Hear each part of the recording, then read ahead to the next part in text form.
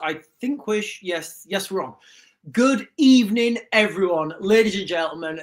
We are talking today about some crazy things that have been happening nationally, internationally. But what I want to start off with is give an up-to-date battle analysis from what's been happening in Ukraine.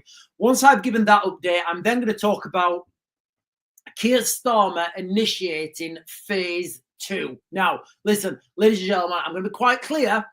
It doesn't sound good. It kind of sounds like some sort of dastardly plan that some sort of, like one of these James Bond villains is doing.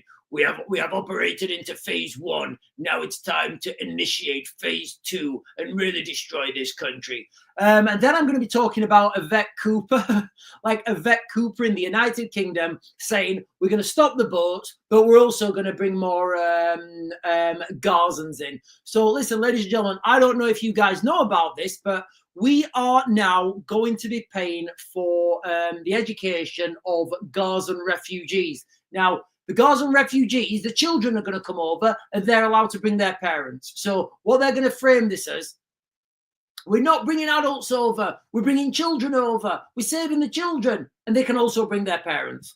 It's insane, guys. It's like this is the definition of gaslighting. Right, ladies and gentlemen, let's talk about this. Let's talk about Ukraine. So I want to give a quick update to the battlefield on Ukraine. I kind of touched on this morning. I was talking about the drone warfare that this really is developing into. Now, there's a lot of reasons why the conflict in Ukraine has gone into a drone warfare. Has developed into drone warfare. One of those reasons is because the militaries on both sides, the infantry, they lack the capacity to commit to successful combat, multi-layered combat operations. So what they're doing is they're doing a lot of drone strikes. Now, people say to me, they say, Sean, could the Russians send a drone strike to the UK? Like, absolutely, 100%. The Russians could penetrate our defenses, like, really easy. They're not going to. There's no reason to do that. But the battlefield in Ukraine, it's really evolved. It's really developed. And I want to give you guys this as an example of how I don't see this as a NATO win. If there is a conflict between NATO minus the United States and the Russians, I don't see this as a NATO win. Now, the Russians have started building their own Shahed drones. They've got their own manufacturing capacity, which is in Russia, way outside of the range of Ukrainian missile strikes. So they can develop that themselves at scale. And this is what I've always talked about, ladies and gentlemen. In the West at the moment, we have generals, colonels, special forces guys who have been used to operating in Iraq, in Baghdad, in Afghanistan, Kabul, Helmand, and all of that. It's a totally different conflict because this conflict in Ukraine, it's going to be an industrial war. How many times have I said this, guys? Global conflict on an industrial scale, and this is the problem. Our industries are not geared up for this type of war. So the Russians are building these Shahed drones now. They're building other stuff as well, but we'll just keep it simple with the Shaheeds. So they can send the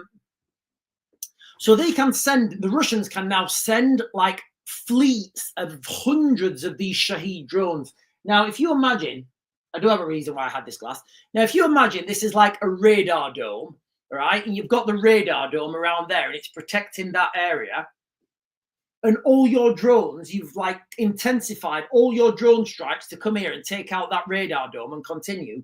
You can very easily get through those air defenses at scale. And there's no solution for that. Now, what I know, ladies and gentlemen, from people who've got an ear closer to the ground than, do you know what? They haven't got an ear closer to the ground than me. People who are more current in this sphere than me, they're telling me that the military, and I'm shocked at this, guys, they're telling me that the military are developing countermeasures to counter Shahed drones. Makes perfect sense, right? It would make perfect sense. All these Shahed drones are getting through the air defenses, so you would expect the military to develop systems to sort it out.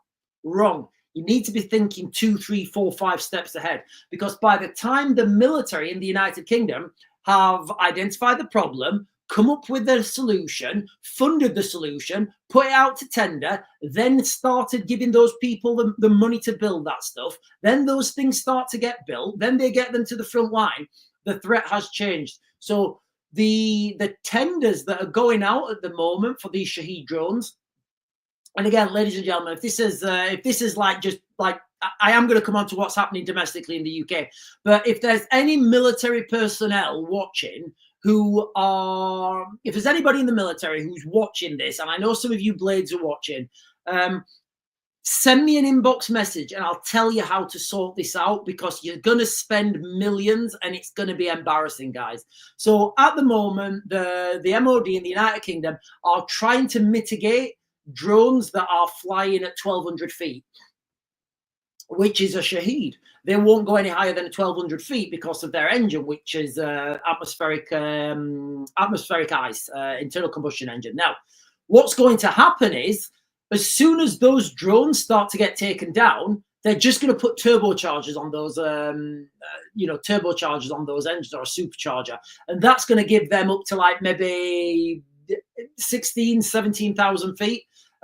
And then all that money that's been spent, it's going to be absolutely pointless. The next evolution after that would be a jet engine, which it would go higher still, faster still. So that's where the government need to be looking. But mark my words, guys, the government are going to spend millions on this project, and it's going to be, and before the money's allocated, the technology that they're funding is already going to be obsolete. Now, I started that first, guys, because if there's anybody from the military watching and listening, you kind of need to get in touch with me. Like, listen, here's the thing for the military, right? I would say to the military, I will solve your problems for free.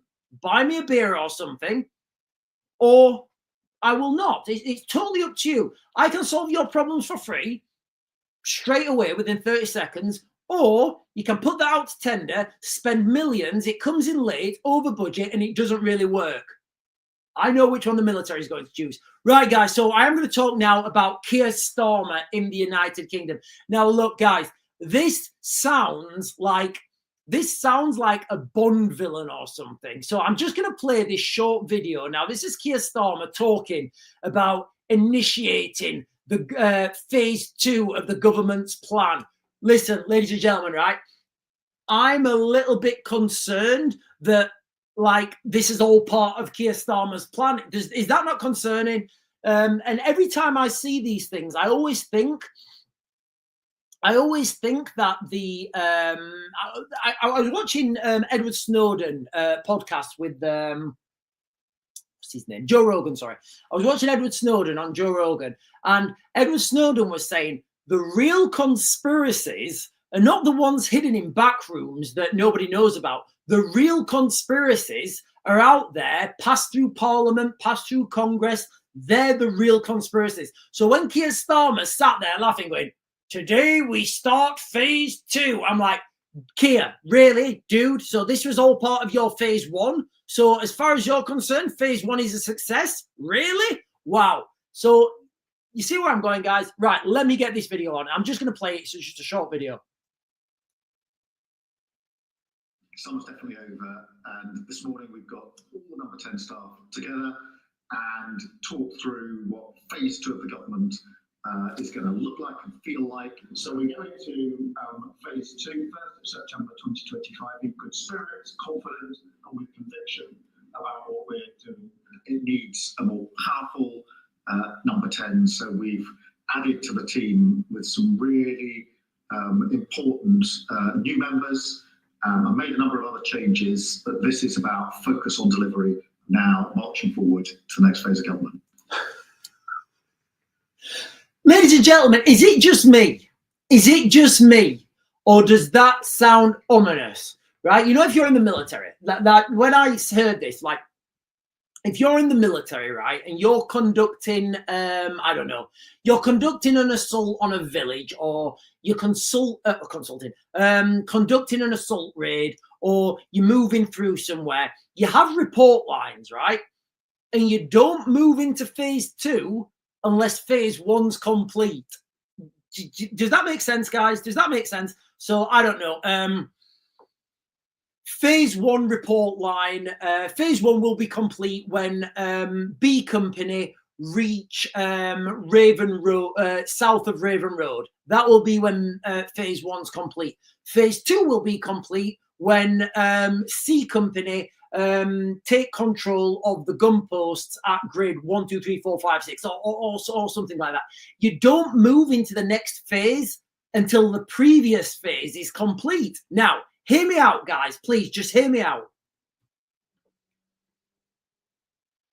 Do you think that Keir Starmer's hitherto tenure in government has been a success? I don't know. That's up to you guys to say in the comments. Now, whatever has happened, that's clearly phase 1 complete. So, guys, by the beard of Zeus and Odin's eye, what is phase 2? Like, and nobody's catching on to this, guys. Like, nobody's catching on to this. And I do believe, like, when I first started these channels, you know, I started talking about military, guns, tanks, planes, trains, automobiles, tactics, strategy, you know, because that is my area of expertise. And I know that all this information about all those things, like any military operation, guys, you can go and find information on it. It's all open source. Yes, it's difficult to find and you need to know what you're looking for, but it's all out there. Like, I catch special forces guys on, like, you know, on open source social media, and it's very easy to spot. So what I'm saying is, all this information's out there and it's readily available. What is phase 2, guys? If phase 1's been a success and we're all saying this government's a disaster, that must mean they've achieved what they want to achieve. They've achieved what they want to achieve, and they're moving into the next phase. We will be coming back and exploring that in a little bit as well, guys. Right. Also, another bonkers thing. Yvette Cooper, Home Secretary, right? I'm not making this up, ladies and gentlemen. I'm just going to read you this, and then I'll give you guys these. I'll play the video. So, Yvette Cooper is going to expedite refugees from Gaza. I'm not making it up, ladies and gentlemen. So now these are not going to be coming over on the boats. These are going to be people coming in on planes. They're going to get these Gaza. We're going to get people from Gaza. We're going to bring them over to the United Kingdom, and we're going to hug them, and we're going to stroke them, and we're going to say, oh, thank you. Listen, you're here now. You're in the United Kingdom. Don't worry. I know you're not British. I know, I understand. Don't worry. Your rights now come above the rest of the people in this country. That's what literally is happening right now, ladies and gentlemen, in front of our eyes. So Yvette Cooper is to expedite refugees and Gaza student visas to study in the United Kingdom. Plans to make this permanent. So it's not just like a little visa. You're going to come on. This is going to be permanent stuff, guys. We're going to be paying for these people for the rest of their lives. Will announce new plans to let refugees work in Britain. Oh, what a beautiful thing, guys. So now the people in Gaza, they can come over to the United Kingdom and they can work. I think it's brilliant, ladies and gentlemen. I think it's brilliant. Like, what you know what? And if they don't want to work, why should they? Maybe they don't want to work. Maybe they're just happy with a free house, free meals. You know, they don't really have to work. Right. So I'm gonna play this video, guys. The Home Office has put in place systems to issue expedited visas with biometric checks conducted prior to arrival for children and their immediate accompanying family members.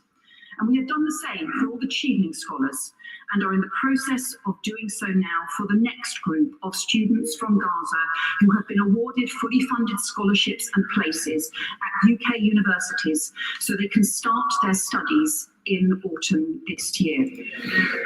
And later this year, we will set out plans to establish a permanent framework for refugee students to come study in the UK so we can help more talented young...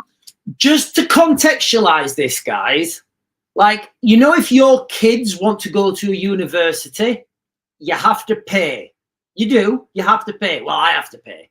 Or parents have to pay. So if you live in this country and you're a taxpayer, your kids have to pay to go to university. I'm not making that up, guys. That's the reality. If you are from Gaza, don't worry, you don't have to pay. There's plenty of taxpayers who can't afford to send their kids. Honestly, guys, I feel like crying. I really feel like crying right now. Don't worry, ladies and gentlemen, Raven never sheds a tear. Like, literally, there are mums and dads struggling in the United Kingdom right now. Only today, guys, do you know what? Bollocks. Only today, I wasn't really going to talk about this because it's one of those subjects. I was walking, I came out of Morrison's, I felt guilty when it happened. I came out of Morrison's early because I went and got, you know, those 2 pizzas. They used to be 2 for a £5, but they're 2 for £6 now. And I said I'd never go in and get one, but it's still a good deal at 2 for £6. So I had 2 of those pizzas. I had a meat feast and a ham and pineapple. I always get them to squeeze the pineapple before. That's not relevant, but that's what happened. Anyway, and put extra cheese on. So I'm coming out, right? I don't even know how to say this without sounding like a massive racist. Do you know what? I'm going to say it. So I was coming out of Morrison's, right? So I'm walking out of Morrison's. Do you know what? I'm just going to give as objective as I can. I was coming out of Morrison's. I had my 2 pieces in my hand. I looked, and there was two guys, and there was like, they were homeless. You know, they had they had a sleeping bag over them, and they were sharing it. I don't know what's happened to them, but they were clearly homeless. They were begging for money at the side of the road. The security guard came out of Morrison's, right? He didn't speak English as his first language, and he moved them on. Like, I'm trying to think of like how that happens. And I know the security guard's working and he's probably got the qualifications, and these 2 guys who are begging, they were probably addicted to drugs, or I would speculate that they were addicted to drugs. But just as something like symbolic that you see, you know, when you see something and it's symbolic, like somebody who doesn't speak English. Sorry, he did speak English. English is not his first language. I'm just going to leave it there. He's dressed as a security. He's security now for Morrison's. And he came out and he told the homeless guys who were blatantly British to move on. And now we have got parents struggling to put food on their table, you know, parents struggling to put food on their table, wondering about their children's future, wondering about what life they're going to give their children, what world are they growing up into, you know, are they going to have an education, what kind of education can they afford, you know, and like, it just seems that, well, I'll read it again. I'll you know, Yvette Cooper has announced scholarships for children in Gaza. So expect that on the street. I mean, guys, listen, I think Oxford, Cambridge, I think it's great, guys. I think it's great. It's unbelievable. And then you wonder, and then you wonder why people are going to start drawing the Templar cross. You wonder why that's going to start happening. You wonder why this segregation is going to happen. You wonder why this demoralization, destabilization, crisisization. And do you know what, ladies and gentlemen? I don't even know if that was a word. I'm pretty sure it's not. But do you know what, ladies and gentlemen? I was born in England. It's my birthright to make up words. Sorry, guys, I'll let the video continue. People fleeing war and persecution to find a better future, alongside capped and managed ways for refugees to work here in the UK. So not only that, they're letting them work here in the UK. Now, if they're letting them work, that means they're letting them into the benefit system. Statistically, listen, guys, I don't know if there's any of you guys with like fantastic statistical analysis ability. I bet somewhere there is a statistic of people that come to this country, statistically, how many of them work and how many of them don't work. I bet you can get like Chinese people and they all work. I bet you it's like 100% of Chinese people work, contribute to the economy. I would say Polish. I would say most Polish people work, contribute to the economy. But you know what, ladies and gentlemen? I would say, if I'm not even going to say, I'm just going to say, let's see what the statistics say. Sorry, guys, I'll continue. Mr. Speaker, this government is determined to fix every aspect of the broken system we inherited and to restore the confidence of the British people. Solving the Home Office. Yeah, so there we have it, guys. You know, the government are saying on one hand, we're going to stop migration. We're going to stop the boats. We're going to stop illegal migration. We're going to cut this down. And on the other hand, you know, they're not even doing it on the other hand.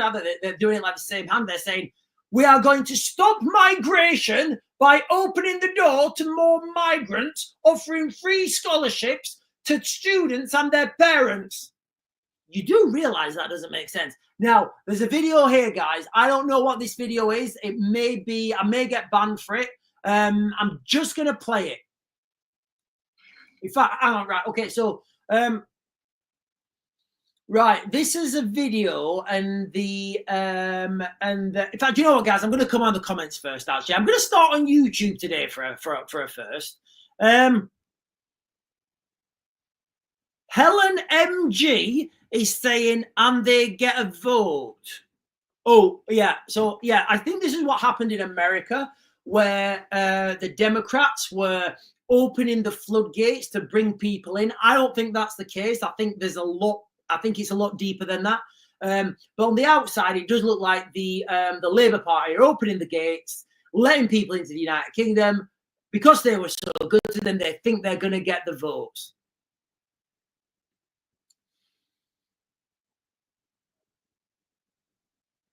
Potsinator saying, seems like everything the British government do is just to make the British citizens more angry day by day. Right. That's a good comment, Potsinator. And let's go back there real quick to what Keir Starmer said earlier. So Keir Starmer says, guys, like every time I'm looking at this, I'm just laughing. So Keir Starmer posted like, I can't see the times. Well, earlier today, Keir Starmer posted, phase 2 of my government starts today. Now, look, guys, I don't know if this is one of those subliminal hits. Like, in 2019, 2020, when all the information was out there about certain things were bad, but people kept going up and queuing up to get them. There's something called karmatic debt. And in esoteric circles, you will get karma come back to you if you don't let people know that things are bad. And all the information was out there. You just needed to read it. So what I'm saying here is, guys, the Keir Starmer saying phase 2 of his government starts today. Now, you wouldn't start phase 2 unless phase 1 was successful. And Potsinator is saying it seems like everything the government do is just to make the British citizens more angry day by day. It literally is, guys. So we've got Keir Starmer starting phase 2. Yvette Cooper saying she's going to open the door for visas for Gazan students, and they can obviously bring their family and extended family and cats and dogs, while people in this country, people in the United Kingdom, are literally struggling. Honestly, guys, I see this daily. I see it daily. Mums and dads struggling to feed their kids. People begging outside shops. But don't worry. Don't worry. If you're from Gaza, we'll bring you in, give you a new house. Don't worry about working. You don't have to work. You can if you want. You can if you want work, but you don't have to. We got you. Guys, it's just unbelievable. Absolutely unbelievable. Silly is saying, I suggest everyone will watch the GoPro footage from 7/10 and see those innocent civilians from Gaza. Yeah. So look, guys, so what Silly's talking about there is the attack by Hamas on Israel. What I'm going to say on this is, while that attack was still happening, look, guys, and like, this is the reality, right? This is the reality. While that attack was still happening, here in the UK, there were people out on the streets cheering, call me a liar. Ladies and gentlemen, I dare you. Go on, call me a liar. Call me a liar, I dare you. There were people out on the streets in the United Kingdom cheering. There was also people out on the streets saying, we need, telling the Israelis to have peace. And you're like, hang on a minute. Like, you really can't do that. You can't do that. And every time, like, and honestly, guys, I totally understand, like, I understand about people's concerns. I really do. But you've got to understand, you've got to understand realistically, guys, all right? You can't say you want to go to war with someone, right, when it suits you. If you go to war with, look, do you know what, guys? I'm going to tell you what I say all the time. All wars should be avoided at all costs. They should, at all costs. If you're in a war, both sides should do everything they can to win. And ultimately, there's going to be a winner and a loser. Now, people don't understand the brutalities that are necessary to win a war. You can look at Afghanistan, how the coalition, how the West pulled out of Afghanistan. Tell me, guys, was Afghanistan a win or was it a loss? Who's in charge of Afghanistan right now? The only way to realistically win a war is, and it is brutal. And this is why you need to avoid wars at all costs. All costs. To win a war, ladies and gentlemen, it is absolutely brutal. Absolutely brutal. Absolutely brutal. Yeah, sorry, guys. I went off on a tangent there. I want to bring myself back to UK politics there. Sorry, guys. I went off on a massive side quest. Audrey over on YouTube is saying, it makes you so angry. We should be taking our people first, not opening the doors when they can't even keep us safe. I agree. Audrey, I can't argue with you, Audrey. I can't give you an alternate opinion. Even keep us safe when they expect us to be happy for paying taxes and working 2 jobs to keep afloat. Audrey, you are 100% right. That's what it feels like right now in the United Kingdom. It feels like you're treading water just to keep, you're like treading water, juggling, balancing a football on your foot, right? You're trying to do something with your elbow at the same time, heading a ball to keep it in the air, and you're just about keeping up water. And the government are asking more and more and more and more off you. And then every 2 minutes, they're announcing more freebies to other people who don't pay taxes. Is it bad to say I want to put British people first? Is that bad? Is it? Am I bad, ladies and guys? Listen, am I bad? Am I a bad person that when I came out of Morrison's? Listen, guys, I know quite a few people. I've just seen the numbers go up, so quite a few people have joined. Right. So earlier on today, guys, I was in Morrison's. I was coming out with. I had 2 of those pizzas. You get 2 for, it used to be 2 for $5, but you get 2 for £6. So I went to Morrison's. That's all I get from Morrison's. I come out, I have my pizzas. I think you have to hold them upside down, don't you? When she puts the wrapping on it or whatever. Anyway, so I'm walking out of Morrison's with my 2 pizzas, and I saw these 2 homeless guys. I'm going to be honest, they were probably drug addicts as well. You know, they'd clearly hit rock bottom and hit hard times.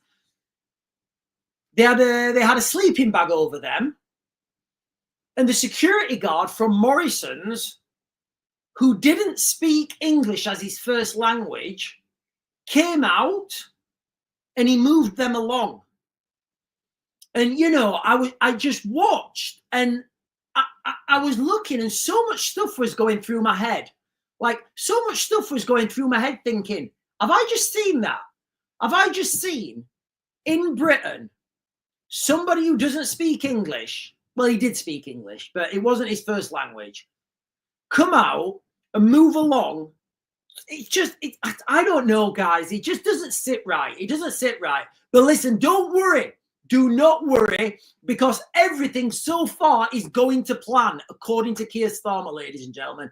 Everything is going to plan according to Keir Starmer. It's been such a success. It's been such a success. He's starting phase 2. Oh, Sid Adams. Right, Sid Adams. Right, Sid. Send me an inbox, right? Come on my chat. If you're smart enough, talk to me in real time.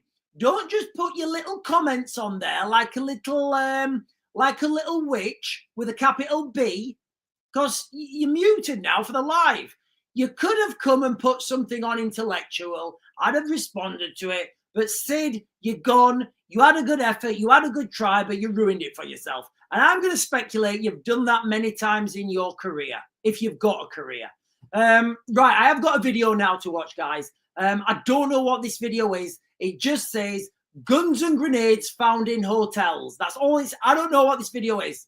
So I'm going to play it now. And we've had 2 events now where managers and hotel owners have found crates full of guns, grenades and ammunitions, and they've told public about it. No, it's fake. It's fake, guys. I'm struggling with the credibility of this, guys. Straight away, I'm struggling with the credibility here, guys, okay? 2 times this has happened. A man's done it and a woman's done it. They're on TikTok if you want to go and find them. Right, listen, guys, I've seen both of these videos and I've debunked the videos, all right? I don't believe that's happening, and I will come back onto that in a second, guys, okay? And these hotels are filled with immigrants. And then pay attention to things after it.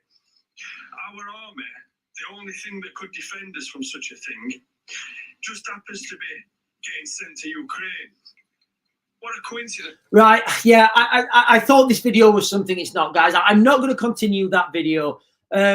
The source material that he's relying on, I've already debunked it, so the rest of the video makes no sense to me. I'm not going to continue with that, guys. I thought it was an update. It's a video I've just seen. It was posted 11 hours ago. I'm going to assume it's an old video, so I'm just going to leave that out. I'm not going to bother with that, guys. I've already debunked his source material, so what he's talking about, I've already debunked. So the rest of his conversation it's not relevant. Kaz is saying there was an armed. Paige Olivia is saying scaremongering is at the minute is so bad. Listen, guys, you know, I will always be honest with you. I mean, look, guys, you know, people like yesterday or the day before, we had somebody coming on saying, Sean, you said we was all going to get nuked. And I'm like, no, I've never said that. I've actually said, I don't believe we're ever going to get nukes. And that's been my stance. Like, that has been my stance. And I do debunk a lot of this stuff. I do, you know. So the 2 videos that we've seen, there's the one woman, I think, is she Northern Irish? And she sat in a car, or she might, I can't remember, but she sat in a car. She might be Northern Irish. I don't know. Or she might, I think, is she from Newcastle? I think she might, I can't remember. Basically, she sat in a car and she's talking about these alleged crates that have been... Right, and first of all, I'm not saying this is not happening. I'm saying I feel from the information I've got, this is drastically, massively unlikely. But I will tell you where I think the real threat is. So, the first video, it's of a woman. She's sat in a car. She's saying, you've heard it, that guns and ammunition and grenades are coming in. First of all, guys, are we really saying that there's some sort of shadow government operating beyond government level? They've got the authority to tell the police to go away, but they don't have 20 quid a week for a storage container? Is that what we're saying? So straight away, guys, there's just too many things that could go wrong with that scenario. The next one is another guy, and he's done a video, and he says, I'm a whistleblower, and he says, I came out and there was 2 military people there, you know, and he says there was a uniform. Right, okay. So first of all, that type of task would not be given to the military. That type of task would be given to a civilian branch, contractors, special branch, someone like that, or maybe even a security company. They would be ex-military, but they wouldn't be military, and they would have, I'm not going to tell you the identification, but you can get civilian identification that if the police stop you, you show them this identification, and the police say, right, thank you very much, sir, enjoy your day, and they just leave you alone. And you could be doing anything. You could have anything on you. Literally, that's the reality. You could have anything on you. I'm just going to leave it there, guys, but there are identifications like that. So that's the type of person that would be handing that, would be doing that. I see no credibility in it, guys. If, and I've said this quite a few times, if somebody came out and said, I saw this ammunition going into a storage container, I knew it was ammunition because of whatever, and even that, I struggle with it. But if they say they went in or they cut the lock off and they saw it and then they went back the next day and it had gone, I would have more credibility in that, because, listen, guys, I've, like, from the highest levels in British government, I've been involved in that sphere. And what I'm telling you guys is it's fake. It's absolutely fake. Highly likely to be fake. Like, I would say like high 90% that those accounts are fake. Just little things that people say. Things won't work like that. What I would say the real threat is, and this is the real threat, guys, all right? If you're a people smuggling gang, are you going to smuggle contraband in? I'm talking drugs, munitions, all sorts of stuff. Of course you are. And if you're a people smuggling gang, you're going to know where the best time, what the best time and place to launch your boats are that have the minimum chance of interception. So, for example, right, we know that on a Sunday, the RNLI have only got 4 boats working. We know if we send 6 boats, that overwhelms them. So the 7th boat has the contraband behind it, because we know that turnover time is this long, and we know they're not going to get they're not going to have chance to get us. It's simple mathematics, guys. All right, simple mathematics. If if the RNLI have a capacity to take 50 people per boat, and they have 4 boats, they can only take 200 people. If it takes them so many minutes to get them from point A to point B to process them, it's simple maths, guys. It really is. You send 6 boats, you overwhelm them. Your 7th boat lands in Deal or Folkestone. If you know the South Coast, guys, you'll know what I'm talking about. So, you know, all these things are real, guys. You know, all these things are real. The 2 things that people are talking about on TikTok, I struggle with their credibility. I'm not saying it's not credible. I'm saying I believe it's highly unlikely.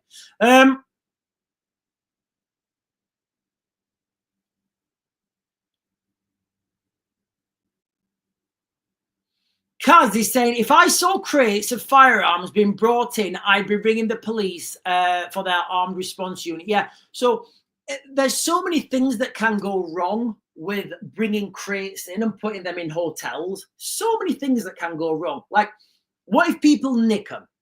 Literally, guys, what if people go in there and steal them? Of course they're going to get stolen. What if one of these, the people with that go in the hotels with the auditors or whatever, what if one of those goes in and stumbles on it? Your whole plan's gone. It's finished. It's over. It's not coming back. But if they was going to do that, they would keep it outside in a storage container. They would use 4 storage containers. 1, 2, 3 storage containers. They can be used by the hotel. They've got the keys for it. They've got stores in there. The fourth storage container, oh, that's the old stuff from the hotel, the Foreign Office. The police have the keys for that. They said we're not allowed to go into it. That's a secure location. That's where you could keep it. Even that I think is unlikely, ladies and gentlemen. But Phase 1 has been a success, ladies and gentlemen. According to Keir Starmer, Phase 1 has been a success. So I don't know, guys. Tell me what we think. Do we think Phase 1 has been a success? If you're Keir Starmer right now, do you think that Phase 1 has been a success? And I'm not Keir Starmer, just to let you know. Right, guys, listen, I'm going to have to jump down and get the... I'm jumping over to YouTube, guys. I'm going to start at the bottom and just work my way up to the comments. Lone Wolf Prepper is saying, I believe a false flag operation will happen soon. A lot of people are talking about the 13th of September. There's going to be this big rally. There's going to be lots of people in London waving the Union flag, waving the cross of St. George. We may even see some Templar crosses start to emerge, guys. I don't know. From now, he's saying training camps in UK prisons from the religion of peace. Training camps in UK prisons from the religion. I've not seen that. I've seen the training camp. And look, guys, I'll be quite clear. You know, I have seen this like Muslim training camp, but when I looked at the brochure, obviously I don't know what's happening in these. I don't know what's happening in these like lessons or these like preachers by the imams. But when I looked at that, I thought, yeah, that looks all right. I'd like to go. Obviously I don't know what they're teaching, and that was only the brochure, but yeah, from what I understand, I'm not seeing that as anything ominous. And this is what we've got to do, guys. All right, we can't just see everything of ominous. You've got to do realistic threat analysis, or you just think everything's dodgy. Silly is saying, oh, right, yeah, okay, so right, so Silly here, Silly Gallardi is letting people know what happened to other parts of the world when they let Palestinians, people from Gaza into their countries. And look, guys, listen, I think that these people that are coming over from Gaza, they will be so thankful. They'll be so thankful to the British taxpayers and the British government. They'll be so thankful. They're going to work hard. They're going to abide by our laws. We are not going to see any incidents where people from Gaza, Palestinians, come over to the United Kingdom and cause any trouble. I don't think that's going to happen, guys, because I'm so woke.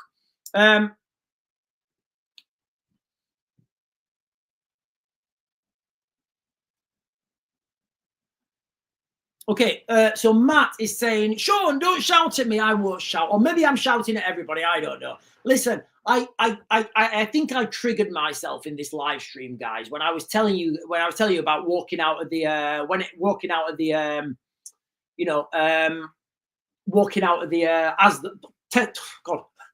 Morrison's with my 2 for £6 pizza.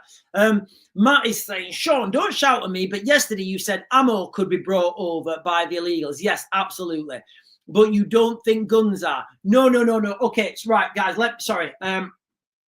Okay, when I say munitions, when I say munitions, I'm encompassing everything. When people say weapons and munitions, it's the word's interchangeable. So yeah, obviously guns will be brought over in that in that smuggling ring. So and the way this will be done, I believe, is that I should get one actually. I've got some up there in the loft space. You know those waterproof bags you get in the military? They were made by Oatly, but like I've seen some other brands. I know Decathlon do them. You can get them in OEX now. Really good waterproof bags. And again, it doesn't really need to be, well, it does need to be waterproof. For the weapons, it doesn't need to be that waterproof. For the ammunition, definitely needs to be waterproof. But what you would do is, as you're coming over, in fact, guys, tell me how likely you think this is, all right? Tell me how likely you think this is, all right? You're coming over on the boat. Do you think it's possible to have a waterproof bag on a piece of rope dangling in the water behind your boat? If the RNLI come out, You pull the knot, the bag goes to the bottom of the water. If the RNLI don't come out, you get the bag on shore, you're in a taxi and you're gone. How easy is that, guys? How easy is that? The Schengen area in Europe, you can travel through Europe, not Germany. You can travel through Europe without showing a passport, straight through.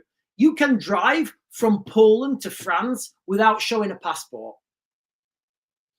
So do you think that there are bad people in Ukraine that are getting munitions, using heavy lift drones to fly them over the border, the other teams on the other side getting whatever's being flown over from the front line? I'm talking munitions here. And when I say munitions, guys, I mean everything. Now, those munitions can then be literally drove from Poland all the way to France. They can then be put in a black plastic bag and dangled off the side of a boat. That boat can then get to the United Kingdom. If we believe that the government are actively encouraging these boats to come over, is it a stretch of the imagination to say they're turning a blind eye to this stuff?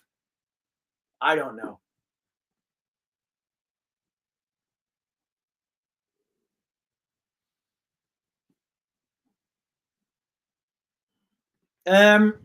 Lisa Jane is saying, Sean, I watched AY audits going around the hotels and their security are the most shifty people. Do you think?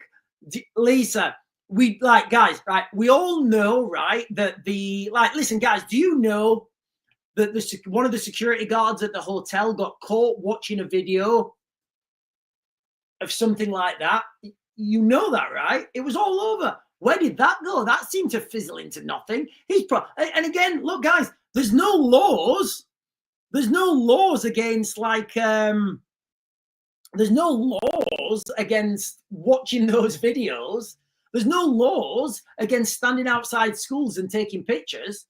Unbelievable. Right, ladies and gentlemen, I need to come back on track. I've just given you guys an absolute monologue rant spiel, all because I thought about my 2 pizzas that I got from Morrison's. And I will recommend them, guys, because they do fantastic pizzas, especially if you get the lady to make them themselves. They are brilliant pizzas.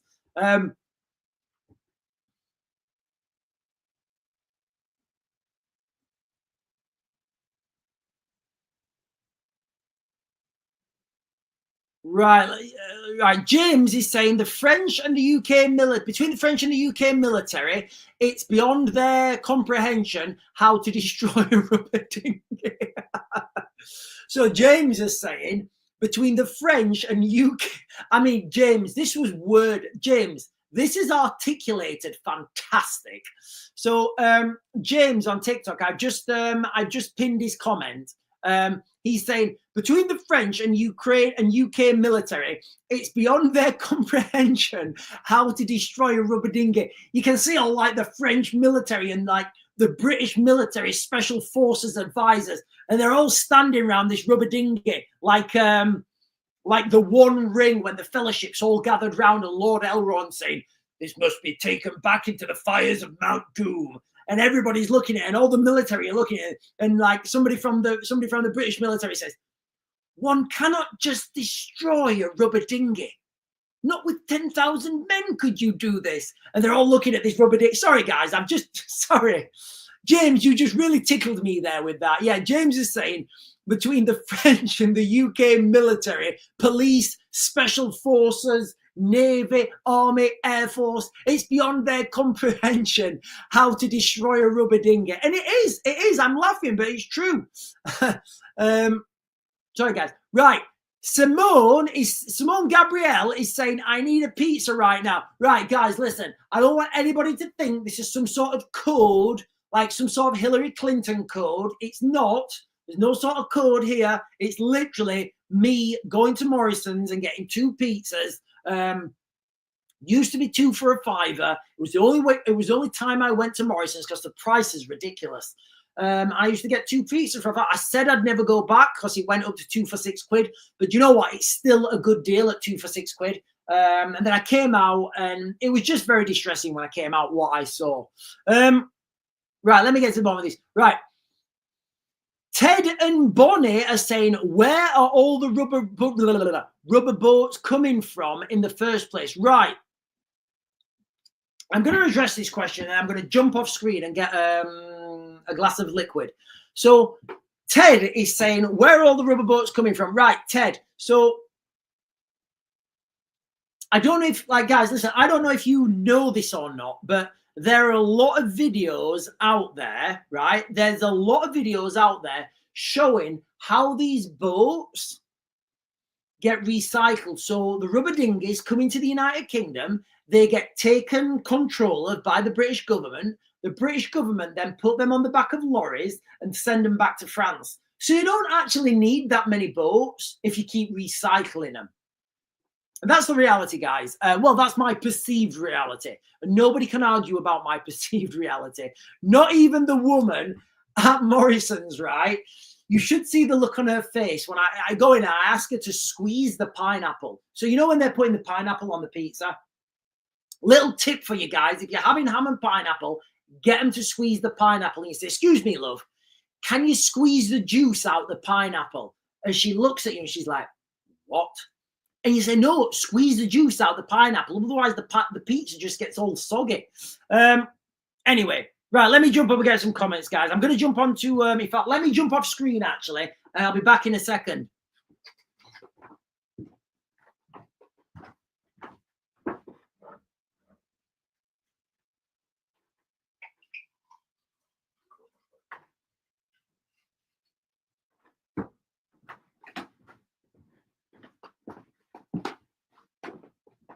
Oh.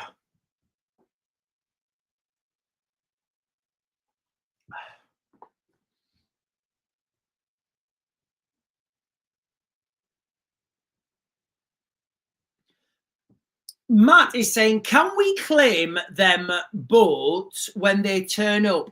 Wouldn't mind just having one. So when the boats come to the shores in the United Kingdom, guys, it's like anything. They are seized by, okay, so the official route should be, this is what's so fantastic. This is what's so fantastic, ladies and gentlemen, about this scam. So the boats are coming into the United Kingdom. When they come in, they will be seized by customs and excise. That is how it happens. That's the body that will seize them. So they are now government property. And that's how, like, you know, this game is fixed. So they are then government property. So then, guys, look, I would love somebody to tell me I'm wrong and say, actually, Sean, because the RNLI are a civilian company or a charity, those boats actually have charitable status. And because they're a charitable status, they're giving them back to I'd love somebody to explain that to me. But as I understand it, when those boats come in, they will be seized by customs and excise because they came here illegally. That's how it works. I mean, imagine you go into Cali, right? What's it called? That EastEnders, right? Imagine you go to Cali, right? And imagine you go to Cali, right? And you fill the boot of your car with fags, right? You've got, like, I don't know what, 1 million fags or whatever. You've got a big van and you come over, right? And you get them confiscated. And then you say, all right, can you send them back to me over there and I'll get a refund? That's what it's like with these boats, guys. It's unbelievable. You don't do that stuff unless you're operating at government level. You do not do that stuff unless you're operating at government level, guys. Listen, ladies and gentlemen, let me give you guys a... Oh, hang on. Be careful with the Morrison's pizzas. I used to work there. The toppings are left out all day. Natalie, I used to live in Syria. Hang on, let me put this. Natalie, I used to live in Syria in a place called Manbij in Syria. It's like northeast Syria, essentially. Once a week, my interpreter used to take me to the local market, and I had to forage. I had to forage for fruit, fruit and veg. So, Morrison's pizza toppings that have been left out all day. I'm good with that, guys. I'm good with that. Raven's stomach can deal with that. Right, ladies and gentlemen, I'm going to give you guys. In fact, let me take that off. So, just real quick, guys, I want to give you guys a quick synopsis, and then I'll be closing you guys down on TikTok, and I'll be going over to YouTube. Guys, listen, if you've not gone over to the YouTube channel after the live stream on TikTok, like, honestly, the comments get wild. Like, last night, we were talking about aliens, we were talking about Project Bluebeam, we were talking about pole shifts, we were putting stuff together about alternate versions of history. I think we even touched on Noah's Ark. It went wild, ladies and gentlemen, last night. It was an absolute free-for-all. So I would recommend you jump over when I close this down on TikTok, guys. I would recommend you jump over because it does get a little bit wild, guys. It does. It gets wild. But as a premise now, ladies and gentlemen, the battlefield in Ukraine. I'm going to try and keep this short. Drone warfare has evolved massively. The use of Shahed drones has opened up that battlefield. Now, we're talking about a conflict here en masse. So yes, you can produce one Shahed. Good. We need to kind of, like, the Russians need to be producing like hundreds a month, to hundreds a day actually, to be able to have a meaningful direction. So the Russians have managed to produce these Shahed drones in country. The West, the British government, the NATO, they're all trying to deal with them. They're dealing with them the wrong way. They need to be dealing with the next threat or the next threat after that, because by the time those funds are allocated, the technology is already obsolete. You see where I'm going with that, guys? The length of time it takes for these things to happen, the length of time it takes for these things to happen, by the time those things get built, in fact, by the time they get funded, the technology is already obsolete. And that is the reality. Keir Starmer in the United Kingdom is initiating phase 2. Guys, this should chill everyone to the core. I'll just play it again real quick. It's only a short video. It's funny. Right. When I play this video, guys, actually, when I play this video real quick, you don't initiate phase 2 unless phase 1 has been a success. So Keir Starmer is looking at the United Kingdom and thinking, that's been a successful phase 1. Guys, it tells you everything you need to know. And I'm going to play this video real quick. Summer's definitely over, and this morning we've got all the number 10 staff together and talk through what phase 2 of the government is going to look like and feel like. So we're going to phase 2, 1st of September 2025, in good spirits, confident, and with conviction about what we're doing. It needs a more powerful number 10. So we've added to the team with some really important new members. I made a number of other changes, but this is about focus on delivery now, marching forward to the next phase of government. So the next phase is here, ladies and gentlemen. The next phase is happening. So there we go, guys. The next phase is happening. Keir Starmer's hatching his second phase plan for world domination, and he's telling us all about it. Right, guys, listen, what's the next thing I've got, as I was going to talk about? Yvette Cooper has announced new plans to house, well, I'll play this as well. This is a short video. So Yvette Cooper is now opening up the door to Gazan refugees. They're going to be coming into the United Kingdom in droves. If you're worrying about your children, worrying about school, if you're struggling financially, don't worry, ladies and gentlemen. Well, worry, but don't complain, because all your money that you pay in taxes, we're bringing in people from another country now. We've opened the door to the Gazans. This has put in place systems to issue expedited visas with biometric checks conducted prior to arrival for children and their immediate accompanying family members. And we have done the same for all the achieving scholars and are in the process of doing so now for the next group of students from Gaza who have been awarded fully funded scholarships and places. Fully funded scholarships and places! Ladies and gentlemen, does your child go to school? I'm assuming they do. Do you wish you could get your child into a university fully funded by the government? Do you wish that? I don't know. I don't know. Do you wish that? Do you wish your child could go to a British university? Or do you think, do you know what? Our Chloe, no. Our Chloe, she's not worth an education. Do you think this? Do you know what? My son and daughter are not worth an education.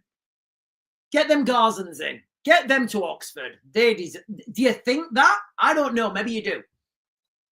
At UK universities, so they can start their studies in autumn this year. And they can start their, it's like, I mean, what do we think is happening in Gaza? Do we think they're all there in their little books? They're all there in their little books. Yes, we need to continue these studies in Oxford. And later this year, we will set out plans to establish a permanent framework for refugee students to come study in the UK, so we can help more talented young people fleeing war and persecution to find a better future, alongside capped and managed ways for refugees to work here in the UK. Mr. Speaker, this government is determined to fix every aspect of the broken system we inherited and to restore the confidence of the British people. Solving the home. So there you have it, ladies and gentlemen. There you have it. That was the crux of my live stream, ladies and gentlemen. Ukraine battle analysis. Keir Starmer putting into force his phase 2. Yvette Cooper is now saying, and remember, guys, because these children are not from the United Kingdom, they will have more rights than children who are already in the United Kingdom. So, you know, I'm not making that up. I'm just repeating what the government said and letting you guys know what's going on. Right, ladies and gentlemen, I'm going to close this down on TikTok. I'll be over on YouTube. I'm a Real Raven 1 on YouTube. Guys, last night, it was absolutely wild. It was absolutely wild. Oh, hang on, what's that? Oh. So I'm going to close this down now. If you're not going to jump over, I will be back on at 10 tomorrow morning.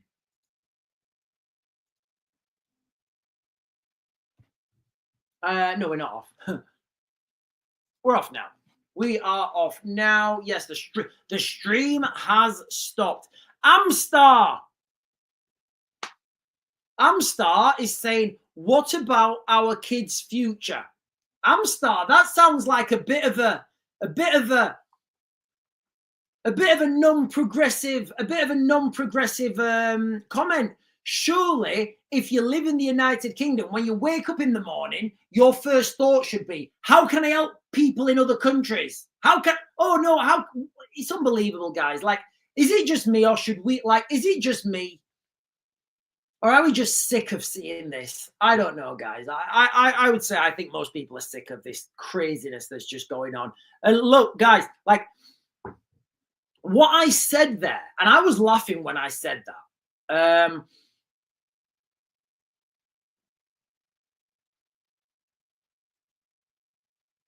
These phases, phase 1 and phase 2, that's ominous, guys. That really is ominous. In the military, or in, you know what, in any operation, actually. I've not done any operations. Do you know what? In any operational environment, you do not move to phase 2 unless you've completed phase 1. If you're on I've never done this, guys, but if you're on a construction site, for example, look, guys, if any of you guys are in construction and I'm totally wrong, just let me know. But if you're on a construction site, you would say phase 1 will be leveling the ground, removing any trees, and putting hardcore down. Or I don't know, something like that. And then phase 2 will be digging foundations and concreting them. Phase 3 will be laying the foundations. And you see where I'm going, guys, right? You can't do phase, and it's very critical that he used phase 2. It's just unbelievable, guys. So you can't move on to phase 2 until you've completed phase 1. So if phase 1's been a success, what on earth is coming in phase 2, guys? What on earth is coming in phase 2? I genuinely don't know. I mean, I'm not counting aliens out right now, guys. I'm really not. Right, I'm going to jump to the bottom of the chat, guys.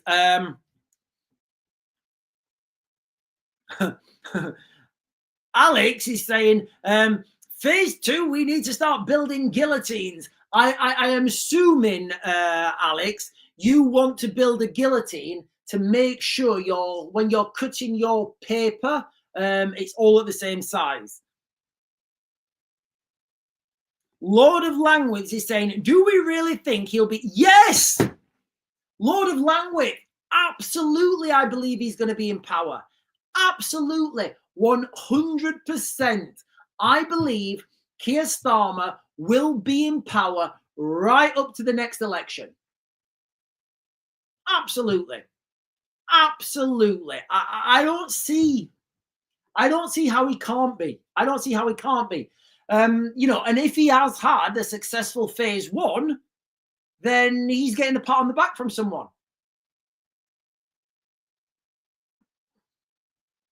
Silly is talking to Slim and she's saying it's true, but even worse, trust me, you will miss the boat people. So Silly, I think I'm gonna pin this, but yeah, I think Silly is talking about what it's. Look, I'm just speculating here. I don't know what she's talking about, but I think Silly's talking about. Listen. We're not ready for we are not ready for the Gazans. We're not ready. Like, we are not ready for the Gazans, guys. You know, and I've spent some time, and I'm not going to say more than most, but I think I've spent my fair share of time in the Middle East. There's a reason. You know what, guys? I'm not going to go into it. All I'm going to say is let's do another live stream when the statistics are out of of what's happening when these people come over here. And it's all well and good. Like, I saw some kids. In fact, you know what? We really do have turkeys voting for Christmas in this country. Like, we really do have people who have no idea what some parts of them. And look, guys, let me throw this out there as well. I have a positive.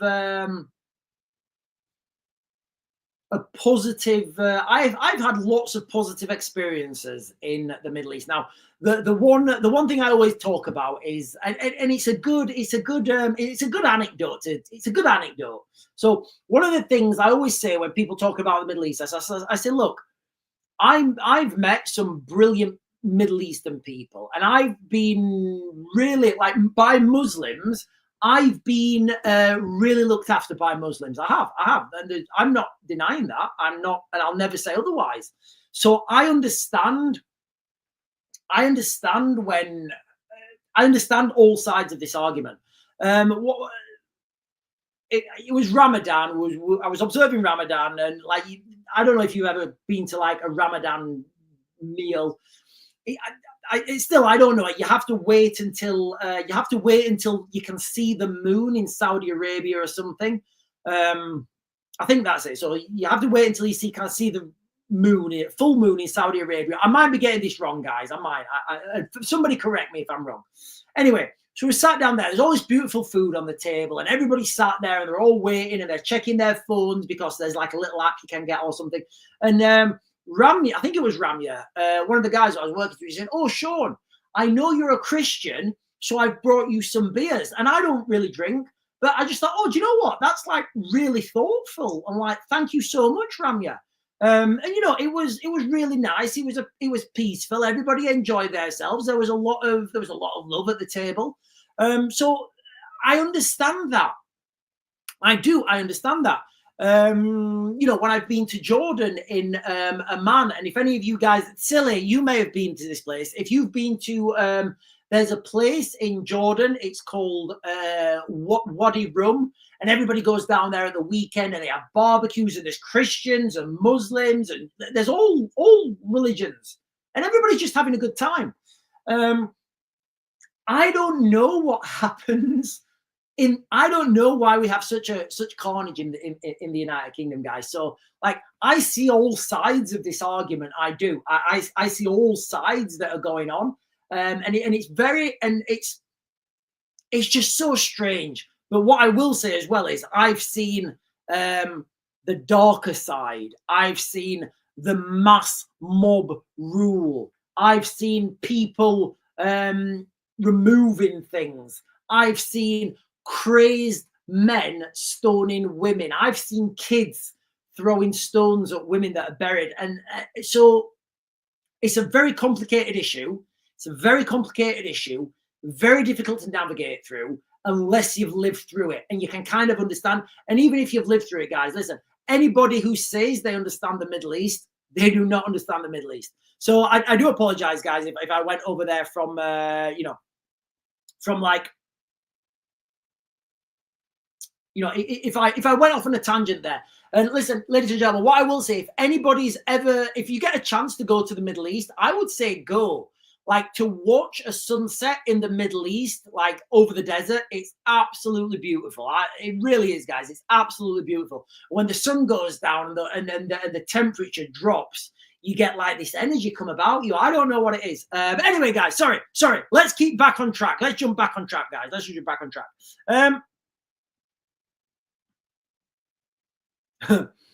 Alex Core is saying paganism was better. Listen, ladies and gentlemen, I'll be honest. I'm British. I'm British, and I'm standing quite firmly with British culture. But I do understand other cultures, and when I go to other countries, I'll always try and assimilate into that culture.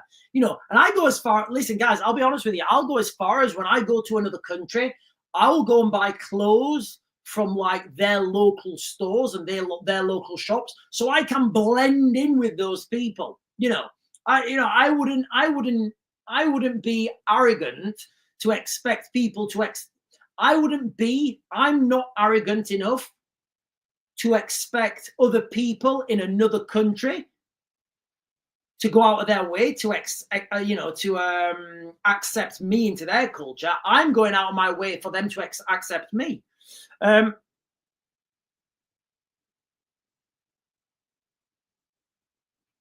Jody Lee's saying something here. Look, Jody Lee is saying, listen, ladies and gentlemen, I'm pleading the fifth on this one.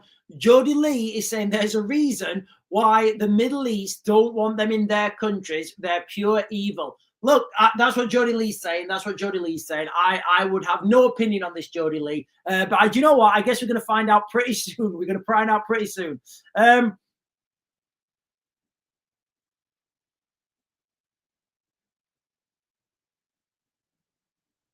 Lisa is saying, Sean, I'm sorry you have witnessed all that trauma. Don't worry, Lisa Jane. Don't worry. It's fine. And I can give it you. And this is why I can come on these live streams and I can talk fluently, openly. I don't need to go away and Google something really quick and go, oh, right, what's the statistics? And throw them back at you. I can answer people's questions in real time.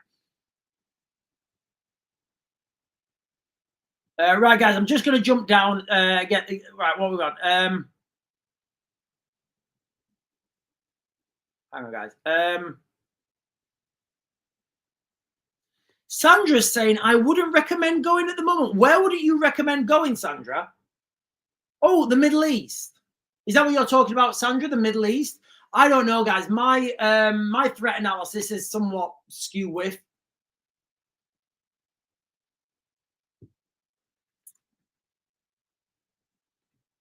Debbie Doob, I hope to God they are. Oh, what's happened here? Hang on. Oh, right, yeah. So Debbie Doobs is saying here, not long till the Christmas markets. Isn't it a shame? Isn't it a shame that we have to put these like barriers up at Christmas markets and like the German Christmas markets? Because ultimately, people just stop going. And can you remember last year how there was that? Can you guys remember? I said I did a video and I said, guys, get ready. I think there's going to be an event this Friday. And then there was the car ramming into the crowd. Like, I'll be honest with you guys. I've never seen a car go into a crowd. It was absolutely brutal. You know, it was all over. It was all over X. You couldn't not see that video of the car going into the crowd. It was unbelievably like it's just barbaric, just absolute. And I think he was he not a doctor from Gaza? Look, guys, I don't know if he was a doctor from Gaza. I'm pretty sure he was a doctor. Slim is saying ribs with barbecue sauce. Have you seen my fridge, Slim? I don't know what that means, but yeah, listen, guys, I'm all up for some pork ribs with barbecue sauce. And if you're gonna do pork ribs, guys, listen, a little tip from Raven: go to your butcher and ask your butcher for the full rack of ribs, because normally they like cut them off and give you like the thin ones. But if you ask your butcher for the full rack of ribs, guys, it is absolutely rock and roll. Get yourself a fire in the garden. None of this gay stuff where you've got a little bit of like, you know, you've got a little grill. Get yourself a real fire in the garden and get your ribs barbecued on a stick over that barbecue. Guys, you know, you will feel like an absolute caveman. It's awesome.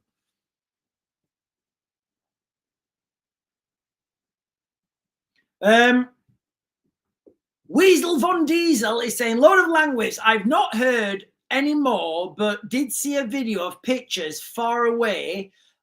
People having a party in a playground in right. Okay, so I think we're talking about this this County Durham thing.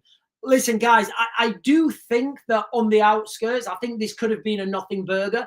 I was very suspicious. Now, my initial reasons for doing the live stream late last night was, what I was seeing was, first of all, it's suspicious when the police don't come out and make a statement. Very suspicious. The size of the cordon that they put around that house, that it may have just been a junior officer who didn't really know what they were doing, or I don't know. But the size of that cordon didn't make any sense. But, you know, I think it was some guy who transcended himself to a beam of light with a shotgun.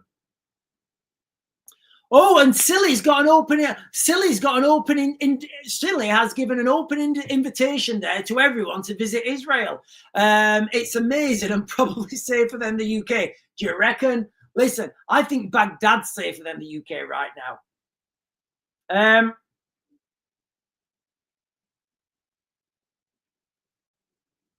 Oh yeah, sorry guys. So let me just real quick correct myself.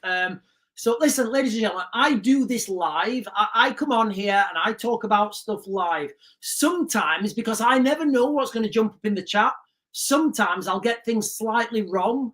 I don't mean to get this, and I'm certainly not misleading anyone. So earlier I said, I think the guy who rammed into the people in last Christmas, I said I thought he was a doctor from Gaza.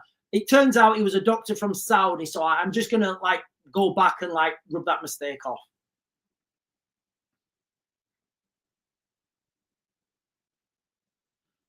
Weasel Vin Diesel again is saying, Lord of Language, not heard anymore, but did see a video. Oh yeah, sorry, I've just done that, haven't I? Sorry, guys. Lisa Jenny saying, Sean, on GB News, they are saying security guard shows guns, money, and phones on social media. So with the guns things, guys, look, I've got lots of, well, I don't, do you know what? I don't actually. Maybe I do. I don't know. But like lots of people, like when, like, for example, if you go, like, for example, Lisa Jane, if you went to America, right, and you had you went to a shooting range in America, you'd probably have a selfie with like a pink M4 or something, like or a pink MP5, you know, and so like I don't have a problem at all with anyone having pictures of themselves with firearms on their phone. I don't. I personally, I don't. So I don't see the issue with it. The issue becomes an issue when those pictures are taken in the UK, because in the UK, those things are illegal. Hang on, guys. Somebody just tried to phone me.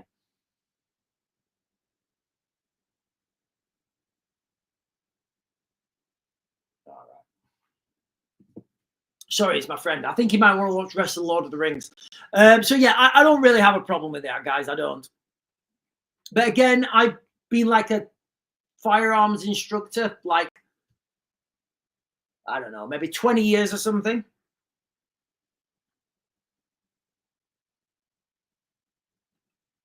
Oh, I think Silly's opened a can of Silly's opened a can now. She may have to deliver.